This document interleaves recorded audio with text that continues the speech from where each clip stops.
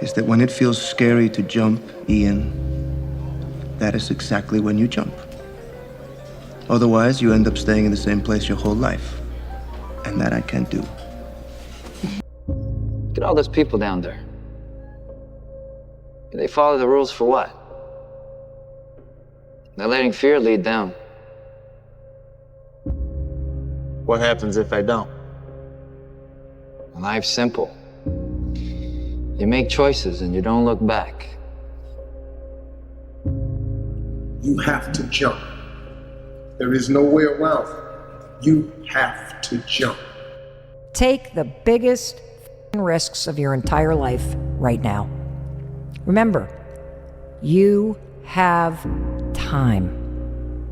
Every successful person has jumped. You got to jump. You got to take a leap of faith. You got to dash off that cliff, and you got to jump out there as far as you can. Because if you're willing to go through all the battling you got to go through to get to where you want to get, who's got the right to stop you? I mean, maybe some of you guys got something you never finished, something you really want to do, something you never said to somebody, something. And you're told no, even after you pay your dues. Who's got the right to tell you that? Who? Nobody. It's your right to listen to your gut. It ain't nobody's right to say no after you earn the right to be where you want to be and do what you want to do. Imagine that you're in a movie, and imagine the movie begins now, and you're the hero of the movie. What would that guy do? What would that guy do right now? Yeah. Because you are. At some point, everything's gonna go south on you. Everything's gonna go south, and you're gonna say, this is it. This is how I end. Now, you can either accept that, or you can get to work. That's all it is. You just begin. But I love this question, which is, what would you do if you weren't afraid? And I love thinking about that when I'm thinking about big life decisions. Like, what would I do if I weren't afraid? And it's usually like the big one, the bigger thing that I really want to do, but I'm afraid to do it. It's like, that's what I should do. These are the years when a man changes into the man he's going to become the rest of his life. Just be careful who you change into. Yeah. You know, if I see something, I see an opportunity, I'm going to go for it. Yeah. You know what I'm saying? We're all going to die one day. Yeah, it's true. So we live like that. Live like you could die tomorrow. Go for it. I found that nothing in life is worthwhile unless you take risks. Nothing. Nelson Mandela said, there is no passion to be found playing small and settling for a life that's less than the one you're capable of living.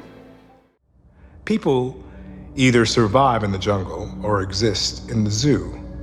Few recognize the significance of the paradoxical reconciliation of the two. Pain motivates significantly faster and stronger than pleasure does. Like, people are like, no, passion's the right way. It's like, point a gun at a family member, all of a sudden, 10 out of 10 motivation. Pain. You know, sometimes all you need is 20 seconds of insane courage. Just literally 20 seconds of just embarrassing bravery. And I promise you, something great will come of it. Be the hero of your own movie. If your life was a movie and it started now, forget about whatever financial disasters you've had, personal failures, relationship failures. What would the hero of your life's movie do right now? Do that. Do those things. We define ourselves far too often by our past failures. We look at our past and we say, well, that's me. That's not you. You are this person right now. You're the person who's learned from those failures, and you can choose to be the hero of your own movie right now. Well, what I like about it is I'm doing something I don't want to do. Every time I start doing things I don't want to do, I grow. Yes. That's a lesson that people need to hear and learn. It's so important because everybody just wants to be comfortable. Everybody wants to sit on the couch. I don't want to go outside, it's cold. I don't want to do this, it's hot. Like, you've got to do things that you don't want to do because you show your body that your mind is the boss. Your mind is telling your body what to do, and then you have control. So many of us come from these small places in our mind that we're not willing to think outside of only what we've seen. our mind works in such a small compartment. And one thing I was able to do was to dream. Many people, but don't make dreams your master. But I was able to dream outside those four walls of that small town. And until you're able to really put yourself into that dream, but don't make dreams your master, that's where you truly become what you're destined to become. Following your dreams is a lonely, solitary, scary, dangerous pursuit. You can't wait for somebody to think you can do it. And it's like, because they don't think you can do nothing they can't do. Exactly, bingo. Right? You know what I mean? It's like, it's a lonely, scary, dangerous pursuit, and you gotta be willing to risk everything to become that seed of what you believe is in there. You gotta be fearless, you gotta be relentless. Well, you should be afraid of taking risks and pursuing something meaningful. But you should be more afraid of staying where you are if it's making you miserable. It's like the first thing you want to do is dispense with the idea that you get to have any permanent security outside of your ability to contend and adapt. It's the same issue with children. It's like you're paying a price by sitting there being miserable. You might say, well, the devil I know is better than the one I don't. It's like, don't be so sure of that. The clock is ticking. Yeah, and if you're miserable in your job now and you change nothing, in 5 years, you'll be much more miserable and you'll be a lot older. Everyone thinks you're crazy until it works. And so, I mean, if you think of the outcome as the trump card, then all of the pain and suffering that you lead up to that point, if you're just, I'm trying to think of an appropriate saying, I was gonna say balls deep certain, that no matter what, you will die or you will get there, then the likelihood that all of the things that you've done up to that point will then be justified in retrospect is super high. And I actually see that as super compelling, as a thing to latch onto in harder times. You know, some of y'all are motivated by broke. I'm broke, I'm stuck, I'm f***ed up, I can't do nothing. Some of y'all are motivated by just wanting to accomplish the things that you want to accomplish. Other folks are motivated by materialistic things. It's a very simple concept. If you want it, you gotta go get it. Move your body. Get it going. You'll feel better afterwards. I know you don't want to do it. I fucking hardly ever want to do it. I maybe want to actually do it 5 out of 10 times. But I do maybe it. less, yeah. But I do it. I just do it. I know what it's like to not want to do it. I get it. Shut up. I just start talking to myself. I go, come on, pussy. What are you talking about? Do it. If I was you, outside of you, knowing what I know, if I could read my mind, I'd be like, come on.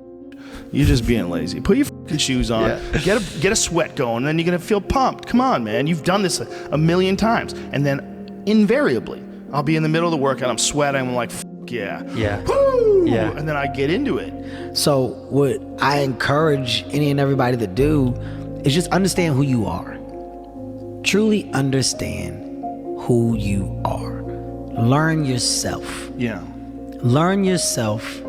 Learn your pros and your cons. Get your flaws. Get them out the way, but with you, not to nobody else. This is a you and you thing. Of the shit that you know you need to work on. And I'm telling you, people, when you really look yourself in the mirror and you start to pick yourself apart by yourself, there's only room for improvement. It's easy to ignore your bullshit. The problems in your life are your own dang fault. And so the answer into fixing the problems in your life are in your own dang hands.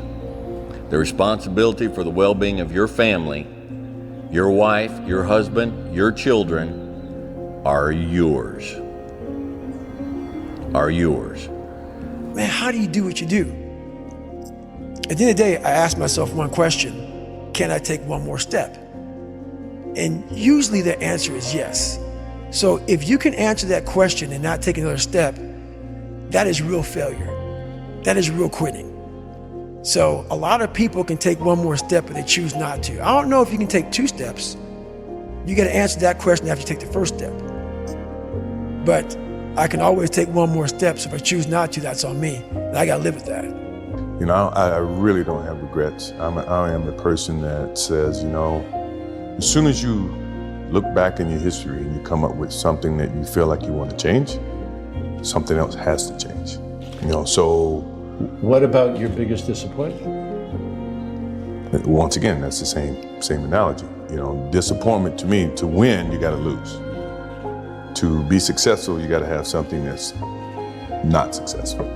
To be happy, you gotta have disappointment. So I think all of those things have evolved and happened to make me who I am. Now, get control of your emotions and carry on with your life. And sometimes you're gonna get hit with those waves, and that's okay. I think that's a big misconception. It sort of relates to what you're saying. Oh, I'm having an emotional moment right now. There's something wrong with me. No, there's nothing wrong with you. There's nothing wrong with you. The other extreme is, oh, I'm letting my emotions run my life and I'm making a bunch of bad decisions. And my excuse is, well, you know, I lost some friends or I had this traumatic experience happen to me. That's why I'm doing, that's just an excuse. And it's a very easy excuse. If you're gonna do it, do it. Say what you can do what you say. If you can't do it, don't say you can do it. Don't over leverage yourself. Don't over leverage a decision and then jump in and kind of dip a toe. I think I'll try it out. No, think if you're gonna try it out beforehand, but when it's time to go, dive. Finish it, find out. Come out the other side.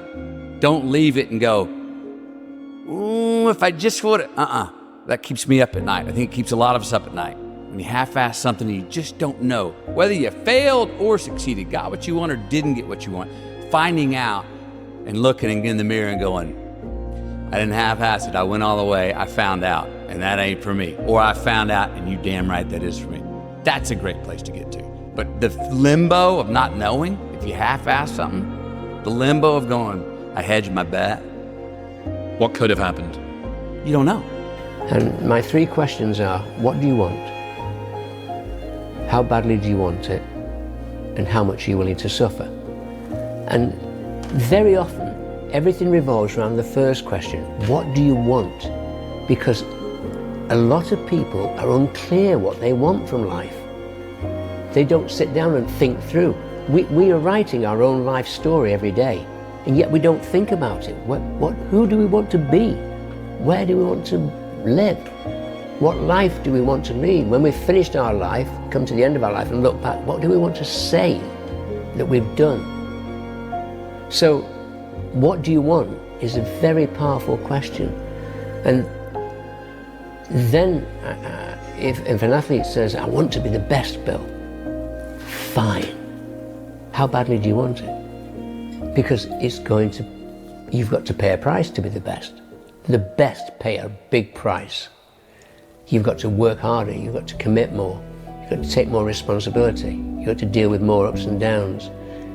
And say, okay, now I'm looking back on my life. I want to have minimized the number of regrets I have. And you know, I knew that when I was 80, I was not going to regret having tried this. I was not going to regret having trying to participate in this thing called the internet that I thought was going to be a really big deal. I knew that if I failed, I wouldn't regret that. But I knew the one thing I might regret is not ever having tried. And I knew that that would haunt me every day. And so when I thought about it that way, it was an incredibly easy decision. So if you wake up in the morning and you don't want to do something, you don't care enough about yourself. And that's what you need to really research is, man, why am I not doing this for myself? Because that is the number one purpose in life, is to better oneself. So that's the only purpose I need. So the reason I get up every day, even though there's no race or there's no school or there's nothing in front of me, is because I have pride in myself. If you believe it, if you really believe that you could be something, if you have that little voice in your head saying, hey, you got talent, you could do this, then follow that voice. The thing is, man, it's always going to be a party. There's always going to be a time to celebrate and a time to join friends or a day to, the bars are always open, No matter how old you are, they're always open, you know? What's not always open is the opportunity to check the box in life, you know, to achieve your dreams. That's not always open, man. How it's so hard to see the good if you're only seeing the bad. Like, there's so many people that struggle with what their version of success is because they're looking at someone else's. There's so many people that struggle with their world of relationship because they're judging theirs based off of someone else's, right? And when you're constantly in the space of not realizing or noticing your world, your reality, because you're living in what appears to be someone else's, well, your shit is never gonna be right. It's never gonna be right. If there was a big meta indicator that you're doing the right thing, doing what everyone isn't doing is already probably the single biggest indicator that you're doing the right thing. Like if I could wish nothing else on my child whenever I choose to have them in the future, is that they have high agency, which is that they make decisions independent from the opinions of other people. And when we hear words like authentic and original and things like that, it's because the person starts at square one and says, well, what do I want? And then they start building from there. It's just too hard. Do you know that the harder thing to do and the right thing to do are usually the same thing? Nothing that has meaning is easy. Easy doesn't enter into grown-up life. I know of no better life purpose than to perish in attempting the great and impossible. The fact that something seems impossible shouldn't be a reason to not pursue it. That's exactly what makes it worth pursuing. Where would the courage and greatness be if success was certain and there was no risk? The only true failure is shrinking away from life's challenge.